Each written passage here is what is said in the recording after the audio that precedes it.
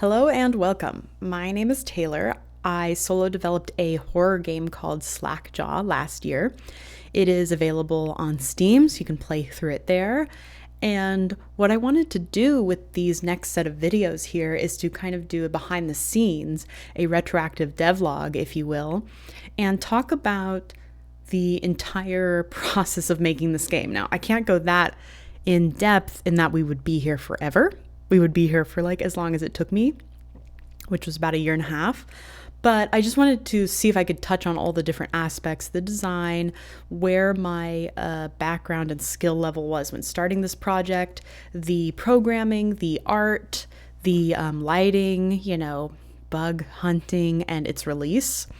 Not only for posterity so that I can look back on this and I can talk about it while it's still pretty fresh in my mind, but hopefully for educational purposes. If anyone is attempting to do this, I say go for it. You totally can. But hopefully this will shed some light on kind of the behind the scenes of developing a game.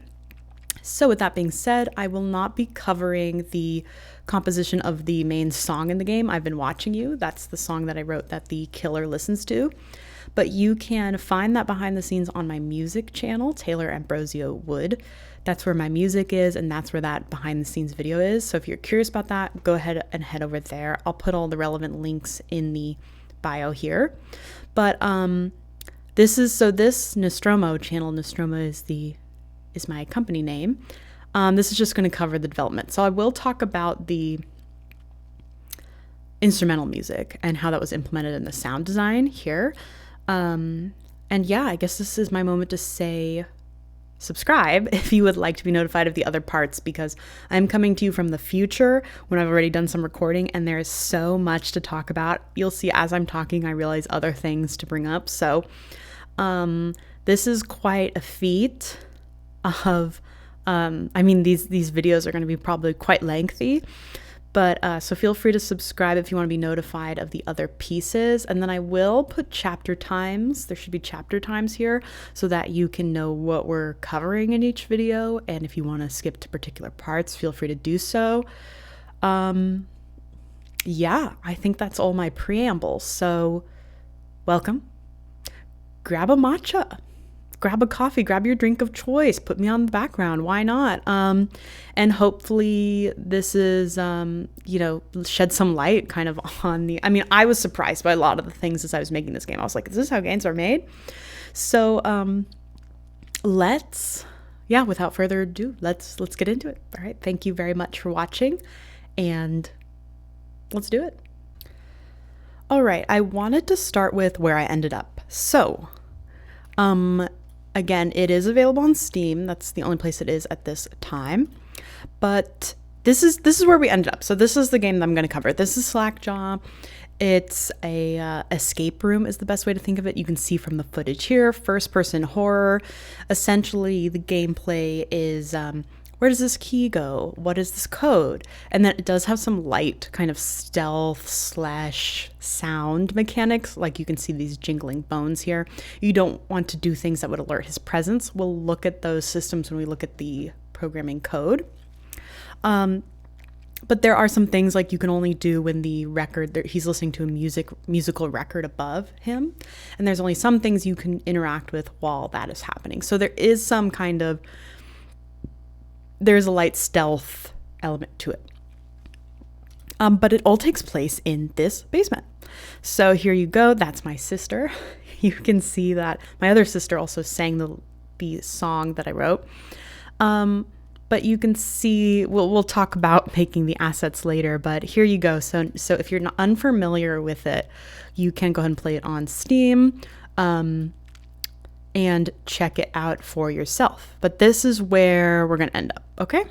So before we get into the development of SLACKJAW itself, I did want to take a moment and talk about my personal game design history.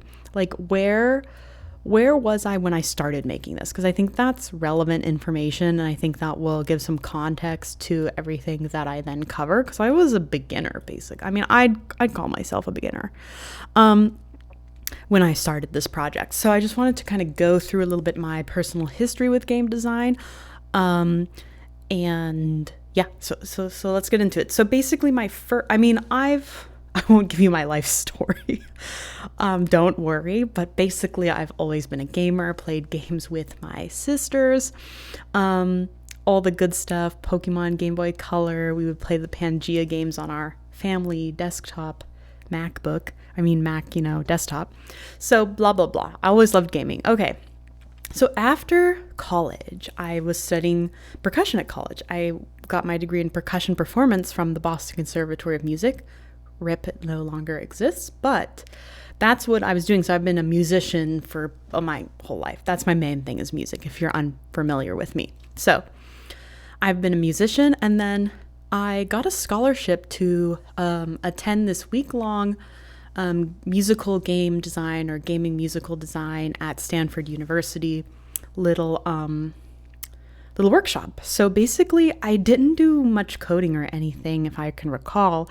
I just took a template and then I composed some pieces, and one played for the daytime, one played for the nighttime. It's just a day-night cycle. Like, it was really simple because we only had a week, and I did it on my Mac laptop, which is hilarious now, but that was my first exposure to the design process. I was like, oh, well, this is really cool. And then I did my master's degree after this. This was in the summer between my undergrad and my master's, and that was at Berkeley. Berkeley College of Music has a sister campus in Valencia, Spain, and that is where they have their master's programs. They're a year long. This was scoring for film, television, video games. So I studied video game music, like how to compose interactive systems and things like that. So it wasn't game design, but that's what I studied for my master's. And then since then, and still now, I do freelance.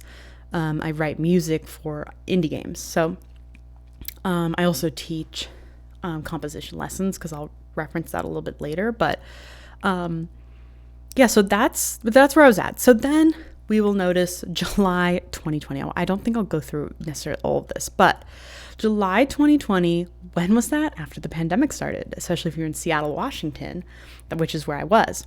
So I thought this might be a good time to try to make a game or kind of learn about it, because I'd always been like a little bit curious, but I'd always thought game design's for the smart people. I'm a silly musician, and the smart programmers should do that. So I thought, okay, well, some of my gigs had been canceled and I didn't have that much to go out and do. So I thought, okay, well, this might be, we can give it a look-see.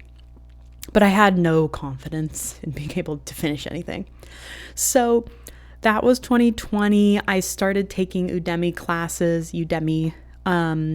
I'd never finished anything, of course. I just made like a start of a little ball game following the like web tutorials. It was a class, but you were just watching like pre-recorded videos. So then I was trying to make a science fiction game that was really cool, and I have since gone back to that.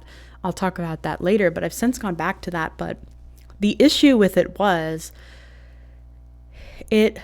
I think I definitely made the right choice now in hindsight of switching to SLACKJAW, because it was just going to be so massive, and it was not something I could do by myself. With how I wanted to be, if I wanted to do this concept justice, I thought I just am not at the skill level to be able to execute this in any way that I'd be happy with, and I need people to work on it with me. I think it's not a solo game project. So anyway, basically, I was feeling kind of dejected with that, because the more I was working on it, the more I was like, this is so long and complicated. So I took a break. Me and my sister, Lexi, who was the girl in that photo we just saw, made a Fortnite map. It's called Unearthed. You can still find it on the Fortnite store, Fortnite, hub. But that was fun because it was something that was kind of finished, even though it wasn't, made from scratch, because you're using the Fortnite like in-game systems. But I found that really frustrating, because it's like when I would upload it to the Fortnite servers, it like did not, maybe I should also show the little things. Well, it did not, some of the changes would like not save. It was very frustrating. So I wasn't thrilled with that, because I thought I could make some Fortnite maps. I was like, this is awful. Actually, I hate this. So then basically December 2023, I think you'll see a devlog here on this channel, that I started working on this basement game. It was not called SLACKJAW at the time. It was just the basement game. But basically, the prompt was, can I make a game that takes place in one room? Because again, I've been working on this kind of massive other project. I thought, can I just make an actual game and release it that is in one room? So that's what that ended up becoming SLACKJAW. And it was over the course of like 2 years, but it took me like a year and a half because I got really sick in between, and I've been working on it part-time. And then we'll get to the current, period is now I'm switched back to the other game. But basically, the point I bring up by trying to cover this is that I really didn't know anything. I have not gone to school for game design, nor was I a programmer. Now I can feel confident that I've learned so much from this. I know now what I would do differently next time, what would be better design-wise and programming-wise. So I just wanted to give some context that I was really truly a beginner. Again, learning SLACKJAW, I watched YouTube tutorials for it. So that's how I learned how to do all of this. So there's a mishmash of different tutorials. One tutorial will kind of cover this, but not actually talk about that. So then I had to make my own inventory system. We'll look when we get to the programming. But I just wanted to bring that in for some context. And I think in hindsight, that may have helped me because I didn't know how much work this would be. So I went into it a little bit blind, and I was just like, okay, well, good luck to me. But I'm very surprised that I actually finished. I mean, I thought that I would hell or high water just because I was very determined. But yeah, when you don't know how to do something, you don't know how long it's going to take, you don't know how hard it's going to be. I mean, I think that's the hardest part. So I feel much more, even towards the end of SLACKJAW, but much more confident now going into this other game as I'm like, okay, I know what I did wrong, what I would do differently. So I think it's really important to, complete the life cycle of a piece and actually finish it, release it, put it out to the world, get some feedback, So that is where I was. Hopefully that gives you some nice context, and let's carry on. Okay, here is basically the overview page I made. If you're curious, the software is called Notion. No, I'm not sponsored, RIP, but I use it. There's like a EDU discount if you have an academic email. So I have my alumni email. You can get like a bunch of, the stuff for free. So here is basically the one page, the kind of overview of like, what is this game? So I took this from a sample somewhere online. And as you can see, it's like create a short 2 to 3 sentence long pitch. So again, it's a first person horror game set in a serial killer's basement where you solve puzzles, undercover secrets, and escape the basement alive.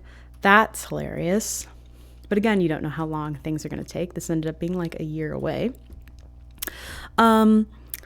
The target emotion is I wanted to create fear in the player, which actually kind of worked generally. It seems from the reviews and the Let's Players I watched that generally everybody seemed pretty scared, even though, as we're going to see, not much is actually happening. But I was able to kind of do some cheats and some tricks to make you think more was there than was actually there for budgetary reasons. I also like the balance of, I like in horror games when you've got to stay calm, but you're kind of panicked. I think that's what the purpose of puzzles serve in horror games. So I did find that people were kind of panicked by the time they reached the final puzzle, so they were kind of rushing through it.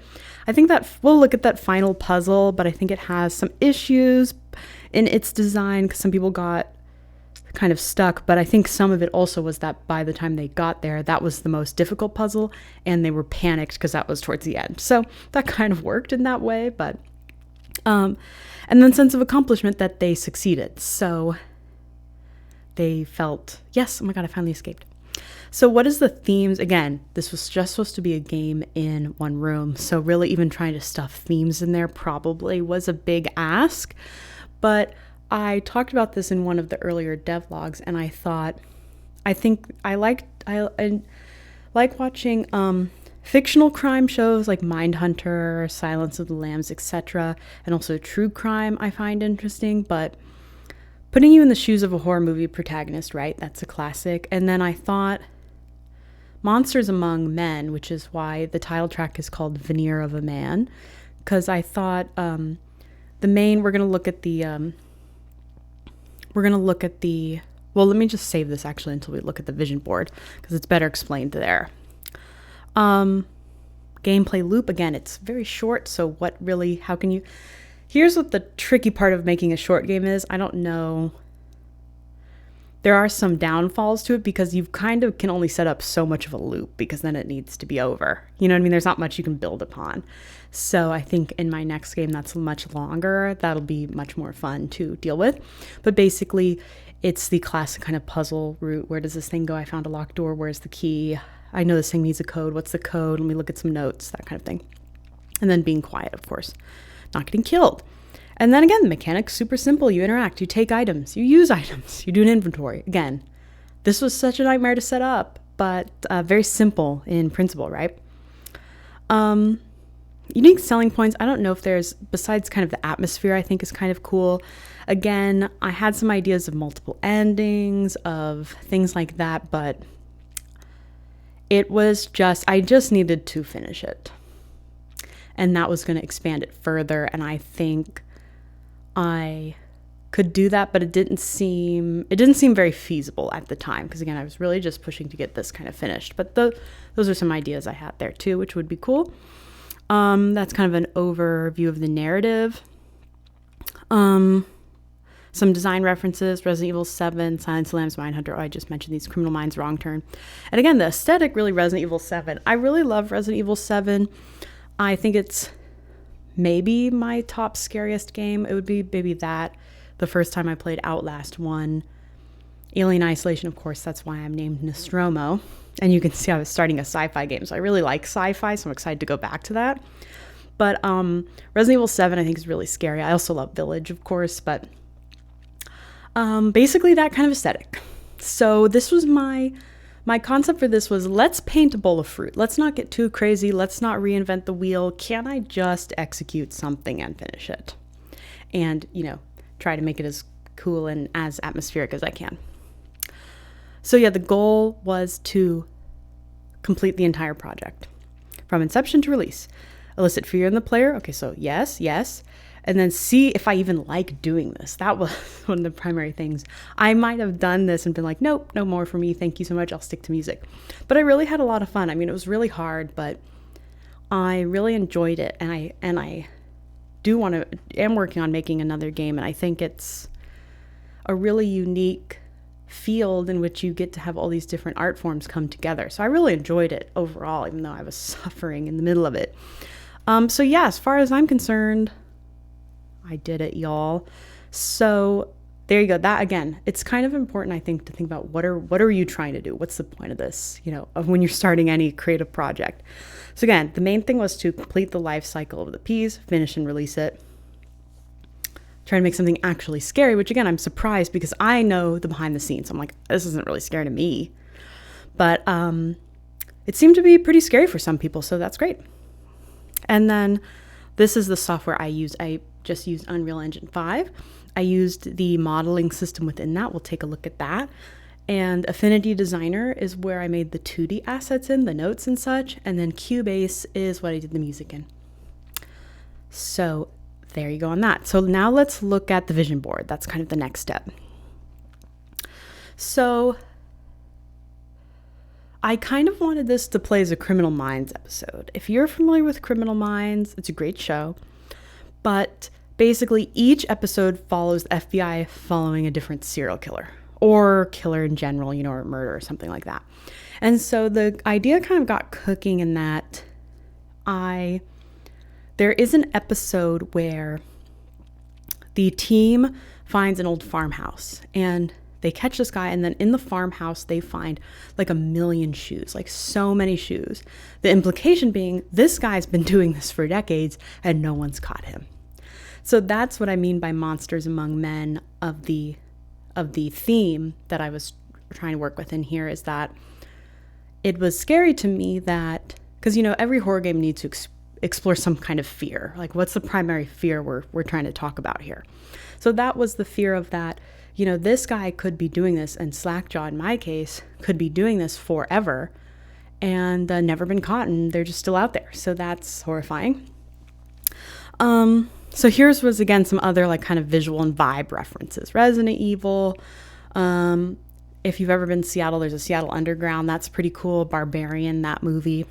So here was kind of ideas for the covers. Again, hopefully you can see all this all right. Okay. Well, I'll just take a second to see, where did the name SLACKJAW come from? This is a great question. So basically, during the pandemic, I wrote a kind of concept album called The Disappearance of Emma Green, kind of as if it was for a thriller movie. And in there, my serial killer I made up was called SLACKJAW. And he didn't really have kind of the dental vibes per se, but I just thought that was a really creepy word. And that maybe he kills them by like, breaking their jaw or ripping their jaw for something gross and horrifying. So he's from this, actually. But yeah, I did the true crime. Well, when we go and look at I did the true crime because it's not actually a true crime. Okay, right? He's not actually out there. Don't be scared, guys. But I thought that fit interesting with the theme of, could this guy really be out there? So if you've played the game and gotten to the end of like the bullet points of like he's still out there. Again, if I had more of a budget, I was thinking of even doing snippets from the podcast, the fictional podcast. But so I think that was a cool idea. I think if I'd been able to execute it a little stronger. But anyway, that's where he's from. Okay, just to point that out. So, Silence of the Lambs. Oh, well, this isn't very helpful. Let's see.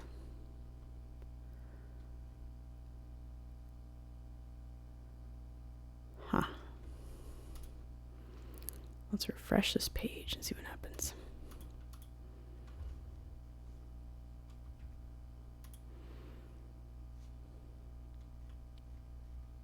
There we go. Okay, cool. Okay, so here's some shots from Criminal Minds. Okay, and here's where I thought he would live. Okay, again, this is if you've lived in the Pacific Northwest or Oregon specifically, you're like, yeah, I've seen this 1,000 times, right? Here's some shots from Barbarian, which as you can see is what I based the end cutscene off of. When you turn around and you see kind of his silhouette there. And then you run into the woods. Here's some houses I thought that kind of might be the exteriors for like where he might live. And then again, here's some, like, I like the kind of general color palette of this kind of dingy, gross area. So again, this is from, I think that's Barbarian. This is from Resident Evil 7. I forget what this is from. So this is actually from, I remember this because I think this is from the comedy series Resident Alien. And I was really having trouble with what texture would be the ceiling and the wall. And so I settled on concrete and these wood panels because I was watching that show and I was like, oh, that's perfect. Because I was like, should it all be wood? Should it all be concrete? That doesn't make any sense. So this really helped me, like with the layout. I mean, with like the textures that should be down there. Okay, this is again more Barbarian. I wanted a fridge with some gross stuff in there. This is from, I think, Wrong Turn. I can't totally remember. And then here's, again, I was trying to make the basement seem realistic. So I wanted the layout. I was like, okay, the sink needs like pipes and like there needs to be these like high windows so that it didn't seem like a fictional video game basement. It seemed like, oh, that could be a real basement. This is from Silence of the Lambs, kind of his like desk area is kind of what I ended up kind of trying to emulate the best I could with SLACKJAW's desk kind of area set up where you see all these pictures. I mean, it'd be cool if there was more stuff. And then that's from Texas Chainsaw Massacre, which was also a primary inspiration. And I really liked all the animal bones because, you know, I thought he's definitely killed animals before he started killing people. So there should be some animal bones out there. Again, more shots from various different movies. My sister Lexi would watch these movies, take pictures. She's a big horror buff and send me these. Again, this was kind of helpful for the spillage. Okay, what the bathroom might look like. So these were and then the tunnel. I definitely wanted this kind of Barbarian /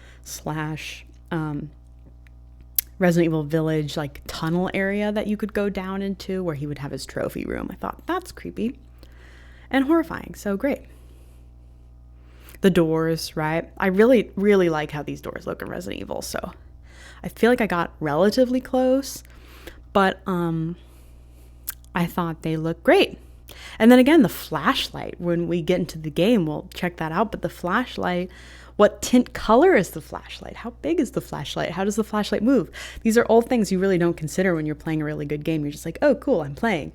But these things are really weird if you get them wrong. I'll tell you that. Because when I was first doing it, I was like, wow, the flashlight's moving really weird. It doesn't have any like sway to it. So that was very difficult to figure out. But this also was helpful to see the color hue of the kind of flashlight, because again, I like that it doesn't light up the whole space and that you kind of get this vignette darkness at the edges. I thought that looked really cool. Okay, keypad. Oh yeah, and then the collector room, I thought he'd keep them like butterfly boxes. And then the point of that room was like, what's going to happen to me? That's what it's supposed to evoke, is you're like, uh-oh, this is what's going to happen to me.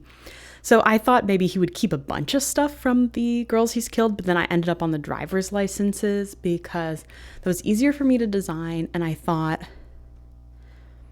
that would give a little personification to the victims so that you could see that they were real people. And I originally had stock photos in there and I was like, this looks awful. So then I replaced it with me and my sisters and my friends. I was like, that now we look like real people who, you know what I mean? I think it looked a lot better.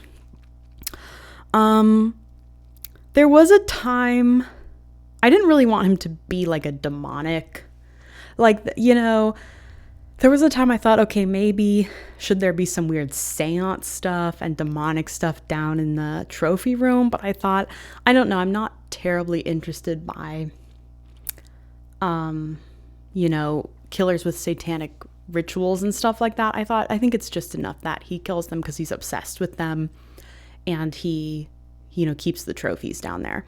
So that's part of also what the song entailed, was like, that's his favorite song he listens to, which if you're not familiar, it's a love song.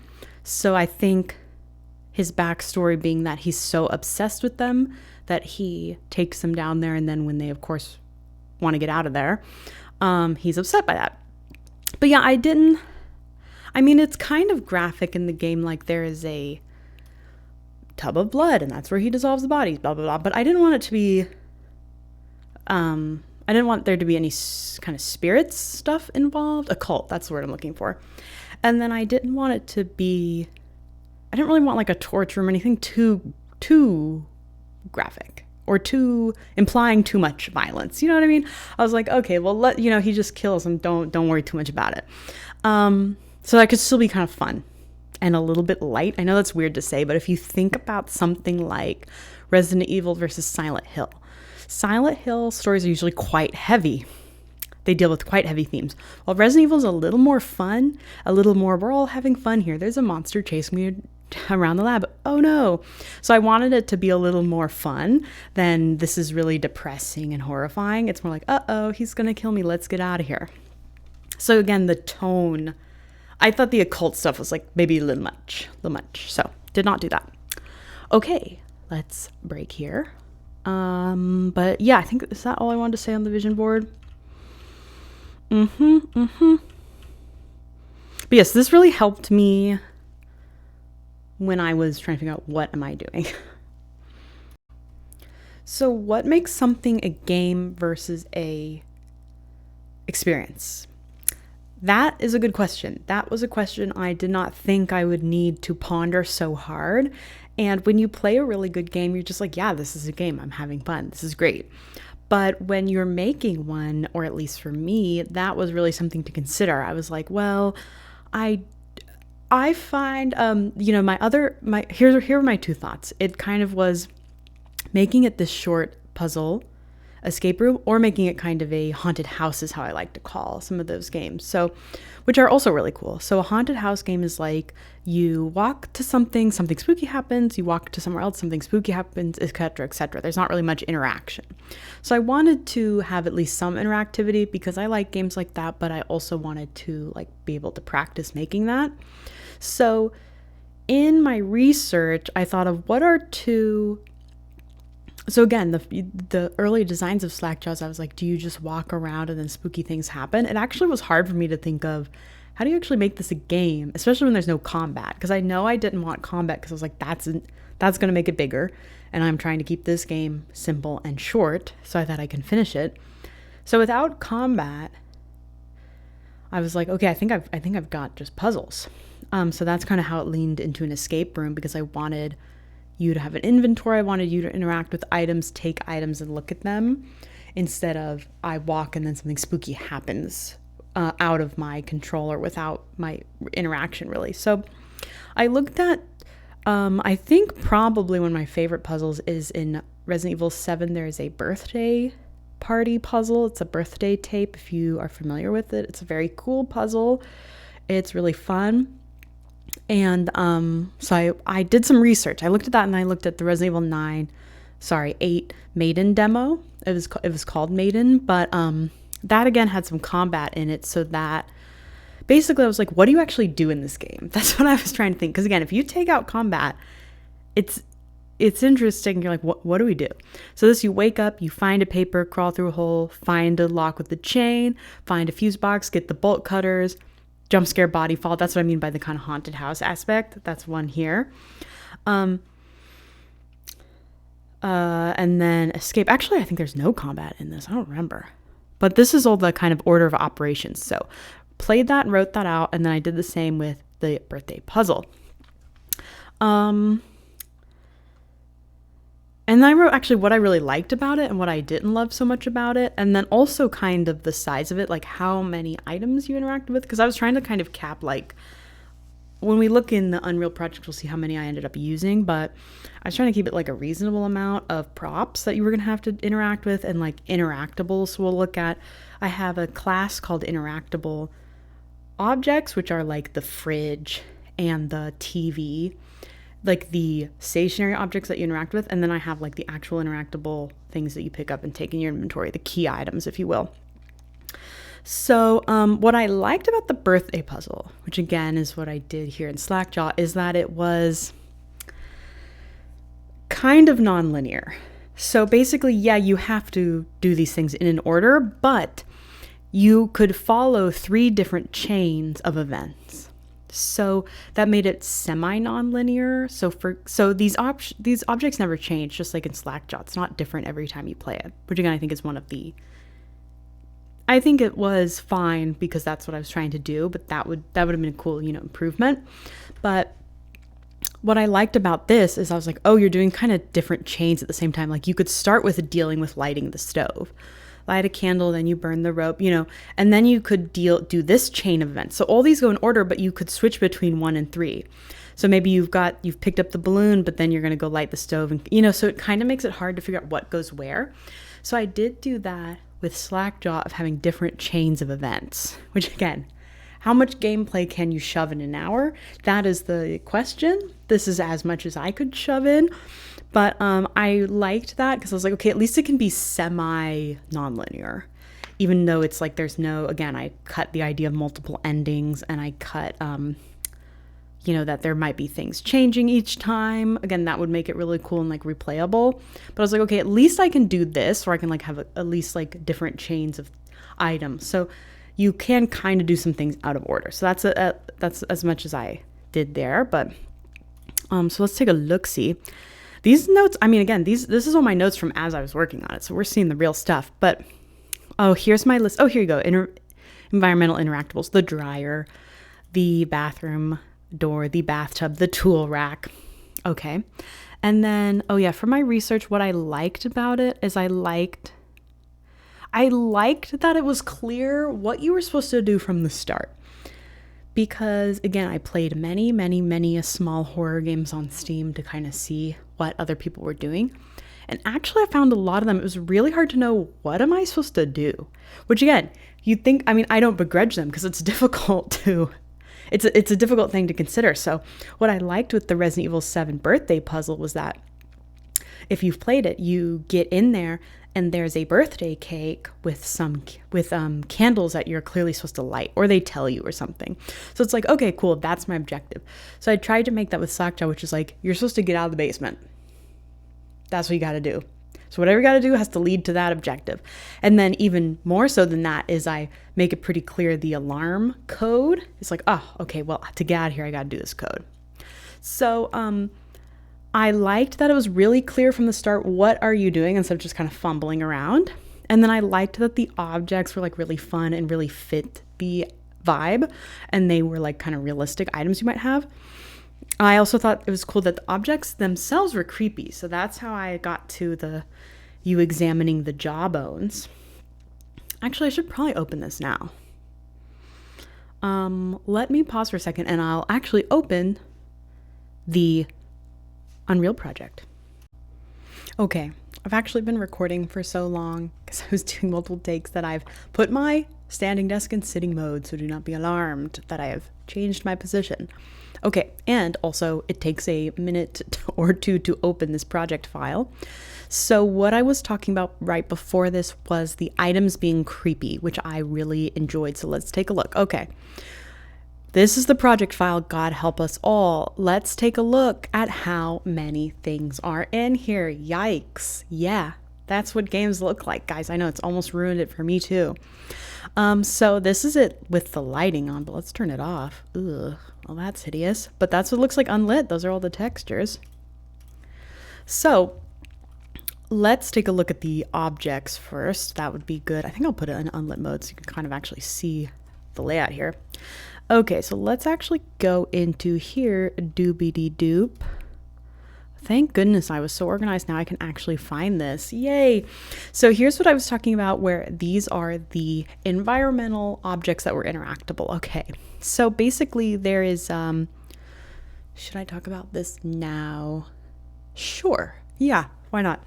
So basically, if you're unfamiliar, I will summarize briefly, which is that I made a parent item for each of my different classes, is what you call them. So basically, I made a parent for the environmental interactable objects, and that way if I made a change to the parent, it would propagate down to all my children, is what it's called, okay? So all of these, and I did the same for the items that you examine. So, oh, and then I had actually two different parents, one for the drawers I really struggled with. So I have one for like cabinets. So the locker, for example, is a child of the cabinet, and the desk is a child of this little table because of the pull-out drawer. Okay, so that way when I changed the functionality of the pull-out drawer, it would trickle down. See, it's taking a second to load. I haven't opened this in a minute. When I did a change here, it would propagate down to the table, like his workbench. Here we are. Okay, so that's kind of a quick summary.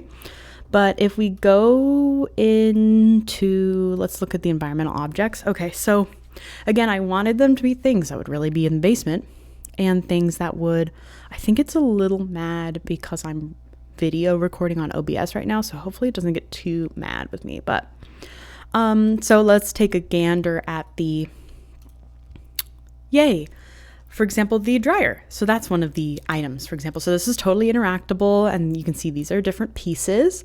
So when the player goes to interact with this, it will swing open. And here's the code for that. Again, I think this is before I set up this really should be a child of the, cabinet, because it functions the same, not the overall parent. But as you can see, I was learning as I was setting things up. So like in hindsight, this should be a child of that actor. Actor is what they're called in Unreal Engine. Basically all the different elements that you have. Basically anything that's going to have some kind of code in it. So let's take a look gander here. Okay, so but before we get into the nitty gritty of the code and stuff. Okay, so here we go. Here's all the items. Wow. Looking back at this, God help me, this is a lot of work. So for example, this is an item that has a bunch of different this one looks insane. I know this is going to look insane. Yep. Yep, because this is the shelf that you can push. So this was really insane, where I had to like lock the, what's the word, horizontal axis of the camera so that you couldn't like spin your neck around as you're pushing it. So, yep. Okay, we'll come back to that. Let's stick to my plan here. Okay, so you can see basically all the interactables are things that you would find in a basement. Okay, so that was the point of that. Gotta have a bathtub. I mean, that's classic. I wanted to do that. The peephole is also an interactable item. Okay, so pushing the mattress out the way, that's its own item. The chair. So this is basically everything you're gonna be able to interact with in the basement. And then here's the items, which is kind of what I was talking about with the Resident Evil examples. Like, I wanted them to be creepy in and of themselves a little bit too. So for example, the licenses, you know, I thought, well, that's kind of creepy if you're looking at the licenses. Here's the parent. So then there's also a parent license and then children of the licenses. I made this license design in Affinity Designer. It's like a 2D, it's like a Photoshop, basically, is the way to think of it. I have very limited art skills. Okay, so basically this is not literally what the Oregon driver's license looks like, but it was close enough. So I put like a fish on it because I think salmon is our state fish, and I made it green because in the final puzzle you're supposed to be looking at the animals. And then I basically I took a stylist to do the handwriting of the killer and this. Maybe I'm getting a little ahead of myself, but back to what I was saying. So for example, the hammer, I wanted that because I thought that's kind of creepy. And then the jawbones was a big proponent of this kind of looking at creepy objects. The toothbrush, for example, you don't do anything with it, but I thought, oh, that's a bit creepy that he left that for you because he wants your teeth to be clean. And so where is my dear friend, the jawbone? He should be in oh no, he's in the items folder. Okay, that's fine. Okay, so the paper also has a parent and a bunch of children. So this is the parent paper, and then basically I set up, I guess I'm kind of getting into the code here. Let me try to stay a little bit on track so it can be mildly organized. We will come back though, so don't be afraid. And I guess this is the time to say like and subscribe or whatever, so you could see that later. The jawbone. Okay, so that's what I mean by, I thought, well, that would be a creepy thing to examine. I wouldn't like doing that. That's a bit gross. And then people were grossed out. The streamers were like, oh God, I have to touch them, you know? And then this is the decal here. We'll talk about it again. So much work. I do feel like if you're familiar with SpongeBob, the meme has since become a meme where he spends forever writing an essay and he's just done a fancy of the word the. So that's really, if I had to summarize like my feeling, it's like, wow, this, even looking back now, however many months later, I'm like, wow. So but I mean, that's not to discourage anyone who's looking to do it. So you can totally do it. But anyway, I wanted the items to be spooky. And then I also wanted, really it ended up being one item. I had planned to kind of make more, but this was such a nightmare hellscape. You can see I did two, of taking the, look at that, of taking the, taking something out of a jar. I wanted you to be able, because you examine like the dummy finger and then you take something out of it, I think in Resident Evil 7. So I thought, what's the point of examining if you don't need to examine? Okay, so that's why I put the codes on the licenses and I wanted let me back up. I wanted the mechanic of examination, simple mechanic, I understand, but I wanted that to like actually have a purpose. So that's why I have you being able to take the license and examine this jar and take the lid off, and why I have the codes on the jawbones and the licenses, because I wanted you to examine, like you're examining to have a purpose instead of like, oh, I can just look at it and look at the model. That's what I was trying to go for. It would have been cool to have like more interactable items, but again, do my best. So that's that. Okay, so now I wanted to take a gander at, let me go back to this. Okay, perfect.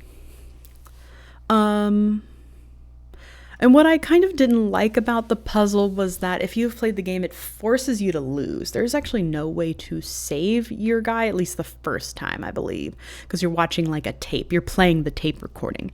So I thought, so then again, I thought about the gameplay and I thought, I really do want you to be able to live. Because again, one of the options could have been, he comes down no matter what and you're going to die and that's a sad ending. And I was like, well, I do want you to feel good at the end, like you've accomplished something. Like I wanted the players to end with like a happy note and be like, yes, I'm free.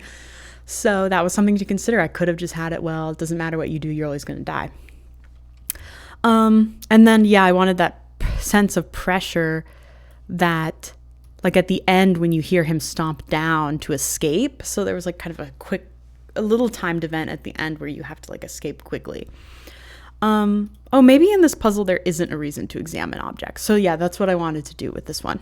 But I really loved, I thought it was really clear, like what format the codes were in, which I really liked. So that's why, again, on the keypad was the single, was that the hardest item? I think for sure. The keypad, God help us, let's take a look. That's why on the keypad, I'm still trying to cover just design right now though. The keypad, do you see, has 1, 2, 3, 4, 5, 6 blank spaces. So that you know what is the length of the code that you're looking for. Because I thought that was really nice with the birthday puzzle, is that it was really clear like how many symbols you were trying to find. So I was like, okay, great. And then, yeah, following multiple threads of events. So now if we look at what I ended up doing, oh, yep, and then here we wrote, okay. Now if we look at what I ended up doing, I was trying to have, yeah, the objects make sense. I didn't really want, you find an ancient artifact that he's somehow collected for some, I wanted it to kind of make sense. And then this is stuff I didn't really want to deal with. I didn't really want to deal with draining a toilet. Bolt cutters has been done 1,000 times. Resident Evil just got that covered. Music box would have been cool, but then that would have covered the music with the record. So, okay. Okay, so here's... Oh, here I had a brainstorm. Oh, there was a meat hook. I forgot the meat hook. I think it's gone. That was a cool one, but I couldn't figure out where to put it. Does he still exist? I might have deleted him. Part of packaging the game is kind of deleting everything you're not using, because what I didn't know is that everything that is, it makes sense, but everything that's in your game gets packaged into your game. It's not just everything that's put into the levels. Does that make sense? So even if it's in folders, that's why sometimes you play a small game and you're like, why is this game so huge? They didn't like go through and clean up and delete like unused assets. That's how people can get in the back end and find unused levels and stuff. So that was really interesting. But where was I? Oh, there was a meat hook. There was a meat hook and it kind of jiggled around, and then you use that for something, but I just couldn't figure out where to put it in the chain. So that was okay. That was, that went bye-bye. Oh, there's like, you looked in the vinyl sleeve again. I was just thinking of anything that could work here. Okay, here's where, I don't think I ended up filling this out here. But again, you can just see where I was going. But basically, it was, and maybe up here is a better way to push. Basically, I don't have a final version of what ended up in the chain, but basically it was like, get the code. When you get in there, you have to get the code, and you have to get the hammer to break the window. Those are the two chains. And then I did have a third one where you had to push the stool under the window, but again, that was just kind of, then I was like, is that clear that you got to interact with the window? It just seemed too confusing that you were supposed to deal with the window. So it's escaping out the window. That's your only option. Again, it'd be cool to have different options, but that's what I got. So you basically do chains of gameplay to either get to the hammer or either get to the code. Okay, so you can do those things out of order. Like you can you can do some events out of order, and that's how I got to actually like a really crazy bug that was really, I was fighting for my life with that one, that my friends, my playtesters here were struggling with. But basically, there's a part where you get a little piece of wire. Oops. Come on, Laggy, you're okay. You get a little piece of wire and you put it through this little hole to try to get this key that's back. Oh, you can see, hey, nothing's back here. Wee. You can get this key. And you can do this while the record's playing or while it's not playing. So you can do this early or later. So I had a bug where if you get it while the record wasn't playing, it would still think that it had made a sound. It was really, I was like, why is this happening? But that's what I mean by some things can be done at different times in different orders, but they all still have to be done. So it's non-linear-ish. Let me unlight so that we can actually go in here. So same thing with, this is part of the chain to get the hammer, right? You need the saw, so you need the gloves, so then you have to go here and get the gloves. But you could get, when you first walk in, another thing I wanted was when you first walk in, there's multiple things to interact with. So, well, let's see, will it let me play while we while I'm recording on OBS. Let's find out. I'm going to go ahead and raise the brightness slider. That's another conversation. That was also a nightmare to set up. I guess I shouldn't say everything was a nightmare. I guess it was just hard because I'd never done it before. So let's take a gander here. Okay, we'll talk about the cinematics later. Because this is technically a little movie, like a cinematic that's playing. I've set the camera movement exactly to what I want. Okay, do I even remember how to play this? Let's grab this. I can look at a note, of course. Oh yeah, I looked here because the stick used to be over here. It's just so funny to see where everything used to be. Oh, you can see it running my debugging code up there. That's kind of fun. I think you should be able to hear it too, but if you can't, I do apologize. We'll talk about the sound later. Okay. So basically, let me grab the flashlight real quick. What I wanted, again, from my research, we're still talking about the design, from my research with the, maybe I should just turn the sound down so I can talk over this in case you are hearing it. I'll turn it down a little bit in case you hear it. But basically, I wanted you to be able to start several chains. Like, again, this is really simple, I understand, but at the time I was just like, wait, should it just be one continuous chain? That's a little bit boring. So basically, there's a bunch of stuff you can click with. So you can like start looking at his notes. You can realize, oh, well, that's jammed. So then you kind of think about that. You've got different things you can look at. You're like, okay, well, what do I do with that? And then you can interact with this and go, oh, well, I need something for that. You know, I wanted some different threads you could start to pull versus there's only one thing I can interact with, one thing I can pick up. That's the only thing. So then you can go here and there's a couple things. So you got, okay, I can grab this jar. Come here, jar. Okay, I can grab this dental tool. Okay, I see I'm going to need a code for this. What else can you grab? Oh yeah, you can go here and you can get this. Okay. This is so funny playing this back. I'm just like, oh God, help me. Oh, that's locked. So let's count. 1, 2, 3, 4, 5. 1, 2, 3, 4, 5, because those are 3 items I picked up. 3, 4, 5. 1, 2, 3, 4, 5. I'll count this part of the item. 6, you can interact with that, figure out what to do with that. 6. If you come over here and examine that, this is 7. You can realize, we'll talk about, again, this. I keep saying we'll talk about this later. I hope I remember. But 7, I think. 8, you can go, well, that's locked. You need a key for that keypad. 9, 10, 11. You know what I mean? There's like a bunch of different things for you to try to, like, actually, I don't even know if I remember what to do right now. But I wanted there to be several threads. Again, trying to make it as interactive as I possibly can with my budget of me and my crew of myself. I wanted, when you entered the basement, which again I liked from those Resident Evil puzzles, is like you have a bunch of different threads you can pull. That's what I'm trying to say. So it wasn't just, oh, I only have one item. What can I do with that one item? I wanted you to have these 3 items. So you're like, okay, well, this gets the license, which is towards the code, getting the code chain. This is, do I remember? This is towards getting the key at the top of the stairs. Is it? Yeah. And then this is for the, this guy, you know, which then helps getting the hammer. So these 2 are towards getting the key. Like if we're thinking of it, I mean, it would have been nice, I guess, if I had written it all out, but hopefully you're following me. Those are towards the getting the code. These 2 items are towards the getting the code path. And this one is towards the getting the hammer to break the window path. So if that kind of makes sense there, that there's 2 main threads that you can pull of trying to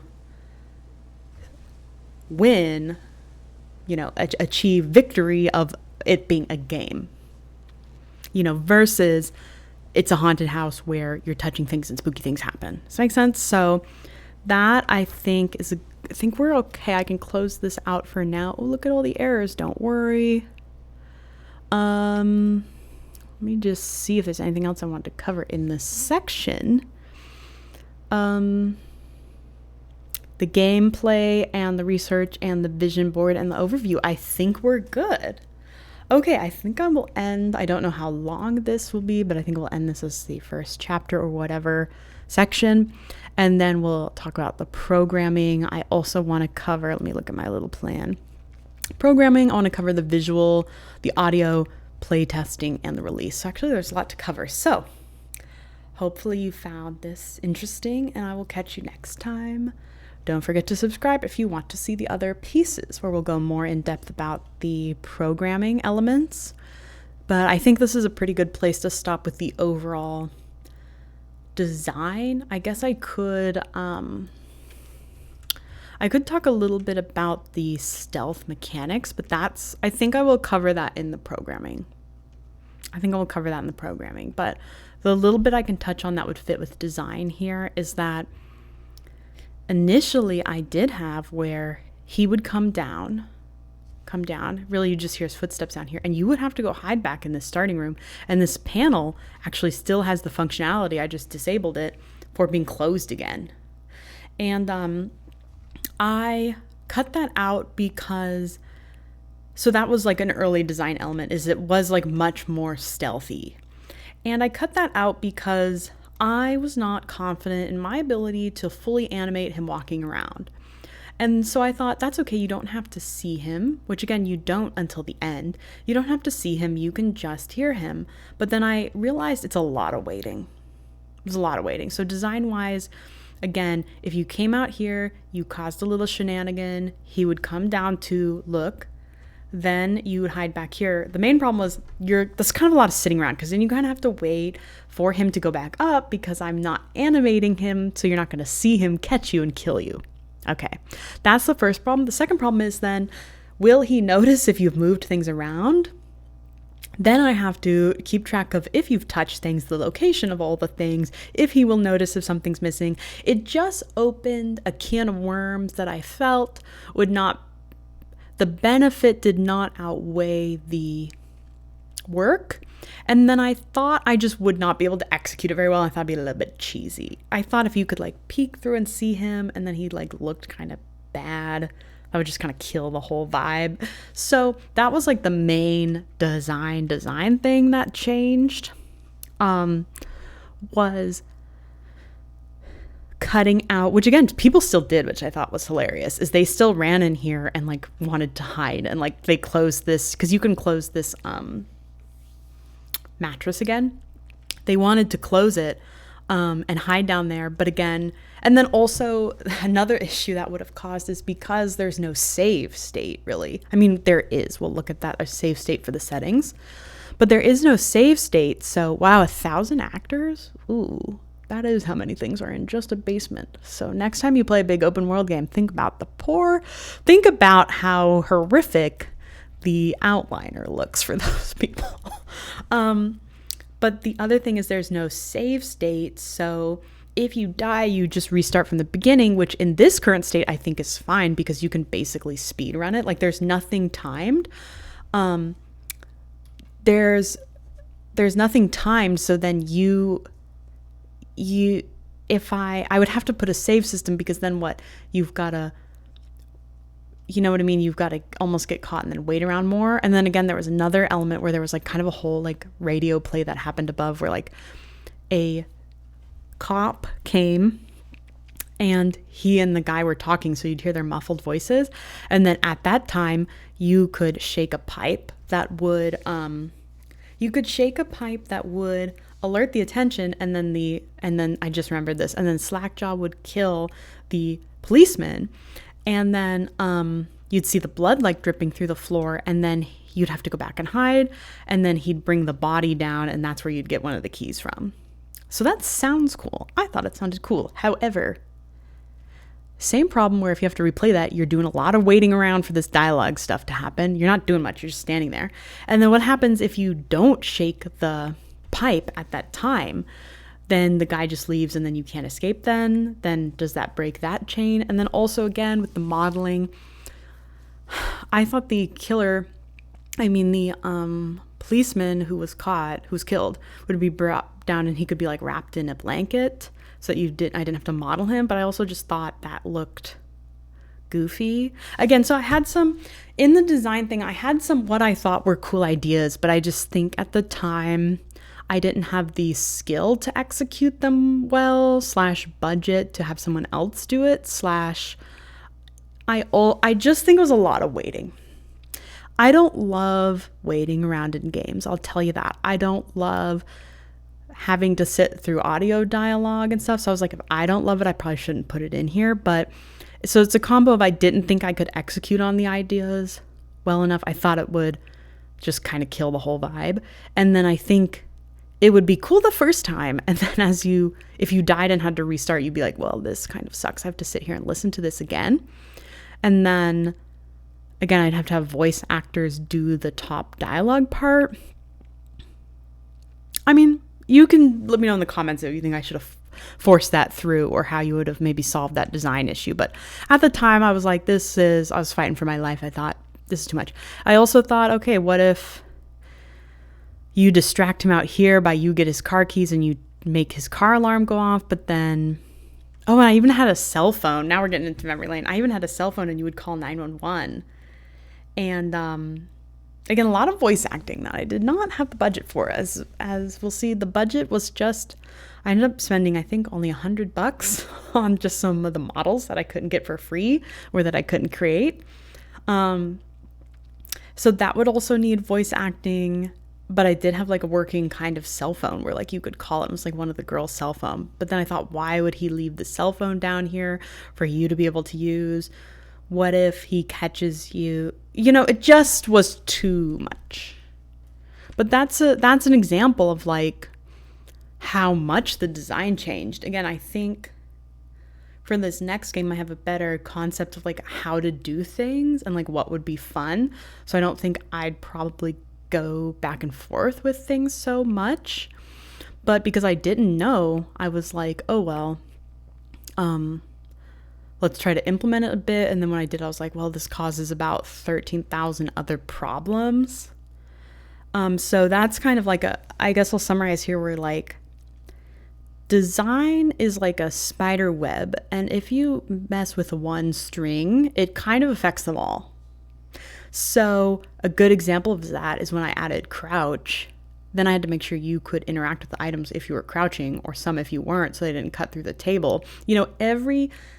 Everything you add affects all the other systems. So again, like if you hear the people talking above and that's your time to rattle the pipes, you get their attention. But if you don't do it, then I need some other way for you to get the key from him. Or does the guy keep coming back? Or you called 911 and then that made the officer come. But then it's like, if the officer died, wouldn't they bring backup? And then also you're kind of sitting there listening to your 911 call, and then you're listening to it was a lot of sitting around, like the record. I mean, people sat there and listened to it, but you do not have to. And also I think that's just better because I think the record, I've been watching you, the song I put in there, I think the song personifies the killer more, while I think the other design elements, the 911 call, the police officer, builds out the world more, but doesn't really tell you much more about him. So I will say that in defense of cutting those things. I think the song adds to the creepiness. I don't think the other ones particularly add. Again, if my goal was to make it scary, right? I don't think the other things add that much to that. I mean, besides maybe the brutality of him killing the guy, but then I've got to make sure the voice acting is really good. Otherwise, you're going to be like, this is cheesy. You see what I'm saying? So, again, I find it interesting that a game as short and quote unquote simple as this, there's really a lot of ways you could have taken it. And a lot of design elements that I cut and then added. Again, I think at that point I did not have the record that he would be listening to a song. I think I just had the radio play stuff. And I think the song is better. So, things to consider. Yeah, the more I think about this, the more I'm like, there were a lot of ways this could have gone. So I'm happy with how it ended up, design-wise. I think that was correct. But I wanted to share this because I think it's interesting to see what could have been. It's interesting to think about that or what was cut and why. And again, let me know in the comments if you think here's how it would have been to do this. But yes, if I expanded this and made like a SLACKJAW 2, let's say, I don't plan on expanding this because, again, I want to work on this. I need just kind of a fresh design vibe. But that could be, then you could like add all of that stuff I just said, and those would be like multiple endings, and like then you go up into the house, and yeah. So I thought those creeped the scope too much. All right. Thank you very much for watching. I will be back. Have a great rest of your day.